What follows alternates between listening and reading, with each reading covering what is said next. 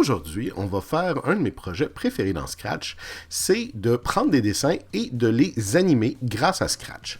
Alors, on va apprendre aujourd'hui comment importer un dessin, comment découper l'image et ensuite de ça, en bonus, comment transformer l'image. Tout d'abord, demande à un adulte de prendre des photos de tes dessins avec un cellulaire.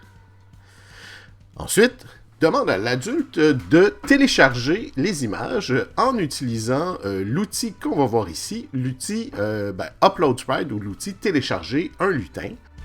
Alors, on appuie sur Upload Sprite, on choisit le fichier qu'on veut télécharger et on va cliquer sur l'onglet Costume pour être dans les costumes. La première étape, c'est de s'assurer que ce bouton-là soit Convert to Vector. On veut être en bitmap. On va utiliser deux outils principalement, l'outil efface et l'outil crayon. Ce qu'on va faire, c'est qu'on va effacer le tour de notre efface et je vous suggère, pour que ce soit plus facile, d'utiliser le bouton zoom qui est là et de naviguer en utilisant les barres de défilement qui se trouvent sur ces flèches. Donc, je vous suggère également d'adapter la pointe de votre crayon et la taille de votre efface au travail que vous êtes en train de faire. Et on va, comme ça, effacer tout ce qui entoure notre bonhomme et utiliser un crayon noir pour le détourer. Ça va, d'une part, ça va cacher nos erreurs qu'on va faire et d'autre part, ça va rajouter de la définition au lutin qu'on va mettre dans notre jeu. Ça va aider à faire la différence entre le lutin et le background.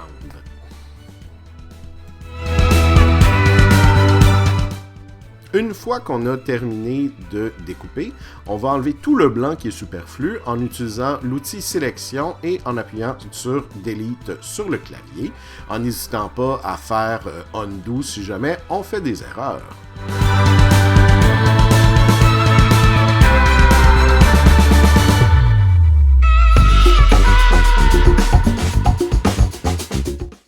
Une fois que notre dessin a fini d'être détouré, on va pouvoir commencer l'étape de la transformation. Alors, ce qu'on va faire, c'est qu'on va utiliser l'outil sélection et on va copier et coller. Pourquoi? Parce qu'une fois que notre image est sélectionnée, on peut la déplacer comme ça, mais vous voyez que si je ne copie pas, ça fait un gros trou dedans. Alors, évidemment, il faut faire attention au placement de ce qu'on colle parce que c'est littéralement comme une étampe, là. Ce n'est pas comme un vecteur qu'on peut simplement déplacer. Alors là, vous voyez, j'ai fait ma sélection et je la change de place. Et là, je peux effacer tout ce qui n'a pas rapport au bras. Parce que dans le fond, ce que je veux faire, c'est séparer un élément et c'est cet élément-là que je vais animer, c'est-à-dire le bras, je vais le faire bouger de haut en bas pour faire comme s'il marchait avec une canne.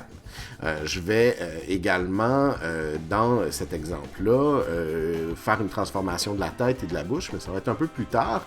Et un petit bonus que vous pouvez voir si vous allez cliquer sur le projet qui est disponible, que vous pouvez atteindre dans les commentaires en bas.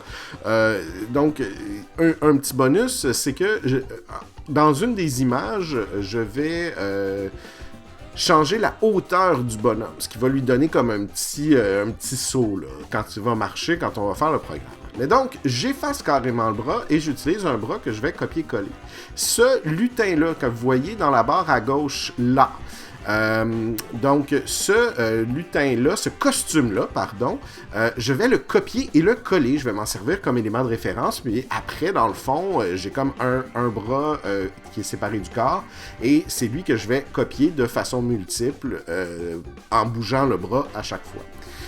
Donc, une fois que mon bras est bien détouré, là, j'avais fait une erreur une fois que je l'avais descendu trop bas, puis ça avait effacé le bas de mon bras. Fait qu'il faut pas avoir peur de recommencer, c'est pas super grave. Regardez, il y a un autre problème, là, le coin vient cacher mon nez. Là. Il faut faire attention à comment on le fait. Donc, comme je disais, une fois qu'il est fait, ça va devenir comme mon maître que je vais pouvoir copier-coller et à chaque fois resélectionner mon bras, le faire pivoter, changer un petit peu d'endroit et faire un nouveau costume. Ensuite de ça, par programmation, je vais enchaîner les costumes de marche. Encore là, je vous invite à aller voir sur le projet lui-même pour voir le code. Et je vais enchaîner donc les animations de marche et quand il se déplace.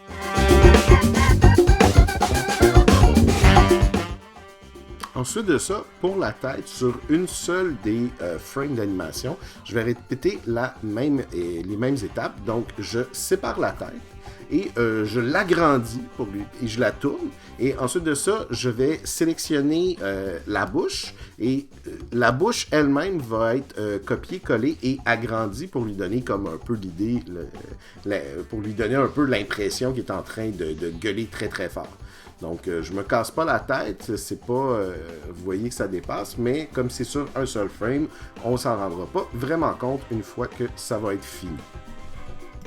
Et pour finir notre projet, j'ai pris 2 photos supplémentaires de décors que j'ai téléchargés en utilisant le même bouton qu'au début de la vidéo. Simplement, au lieu de le faire dans l'onglet de travail de lutin, je l'ai fait dans l'onglet de travail des arrière-plans qui est complètement à droite.